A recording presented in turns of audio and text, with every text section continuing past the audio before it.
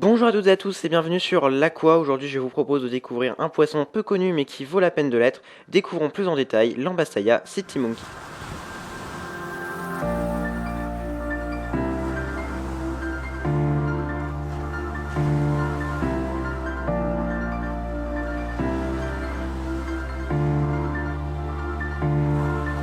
Mieux connu sous son ancien nom de Yasuli-Kotaka City Monkey, l'Ambassaia City Monkey ou encore Botianin de son nom vernaculaire appartient à la famille des Cobitidae. Son corps est blanc et noir et tout comme les autres botias, il possède de petits barbillons autour de sa bouche. Ce poisson est principalement originaire de Thaïlande. Pour cette raison, il faudra lui offrir une eau chaude avec une température comprise entre 22 et 28 degrés Celsius, une eau légèrement acide avec un pH compris entre 6 et 7 et douce avec un GH autour de 10 degrés allemand. N'oubliez pas qu'il ne faut jamais viser les extrêmes lorsqu'il est question de paramètres. Cette espèce de poisson est grégaire et pour vivre heureuse, on les maintiendra par groupe de 6 individus minimum. Malgré sa petite taille adulte d'environ 6 cm, ce poisson est très actif et même s'il s'agit d'un poisson de fond qui nagera régulièrement dans la partie médiane de l'aquarium pour qu'il puisse évoluer sans se sentir à l'étroit, un aquarium d'au moins 100 cm de façade sera nécessaire, ce qui correspond à un volume d'environ 120 litres. Son comportement est agité, certes, mais il embête rarement d'autres espèces. Cependant, il lui arrive de titiller un petit peu ses camarades. On évitera donc de le placer avec des poissons particulièrement territoriaux et agressifs qui pourraient mal réagir vis-à-vis du botia. Cependant, on pourra le placer avec toutes les autres espèces de poissons qui partagent les mêmes paramètres et qui ne risquent pas d'attaquer les botias. A titre d'exemple, les gouramis, les rasbora et même les caridina multidentata cohabitent sans problème avec l'Ambassaia City Monkey. À la fois actif et timide, le botianin aura besoin d'un aquarium densément planté en arrière-plan, mais avec un avant-plan bien dégagé. Par ailleurs, malgré sa petite taille, ce poisson a de la force, et si on souhaite l'introduire dans un aquarium avec des plantes gazonnantes, on veillera à ce qu'elle soit bien enracinée, quitte à faire un départ en DSM, ainsi qu'à laisser une bonne moitié de la surface avant nue pour que les poissons puissent venir y chercher de la nourriture. La plantation aura donc un double rôle car elle servira non seulement à abriter les poissons fatigués, mais également à maintenir un taux de nitrate faible. Même si cette espèce est robuste, elle est très sensible au taux d'azote et c'est pour cette raison qu'on ne conseillera pas sa maintenance aux débutants. Si toutes ces conditions de maintenance sont réunies, il aura une espérance de vie très longue de 10 à 30 ans. Dans le mois qui suit l'introduction dans leur nouvel aquarium, vous ne verrez pas les botias. Ils sont très timides et auront besoin de temps pour s'habituer à leur nouvel environnement. Ils resteront cachés derrière les plantes au départ, rassurez-vous, c'est tout à fait normal. L'Ambassaia City Monkey a la fausse réputation de solution contre les escargots. En effet, il consommera beaucoup de petits escargots comme les physes, cependant il ne faudra pas s'attendre de lui à ce qu'il vous en débarrasse. De plus, des plus gros escargots ne risquent absolument rien en sa présence, on pourra donc sereinement introduire des neritina, des planorbes ou des clitons avec des Ambassaia City Monkey. Mais quoi qu'il en soit, n'oubliez pas que l'achat d'une espèce ne doit se faire que par envie de découvrir l'espèce et pas pour ce qu'elle vous permettra d'obtenir.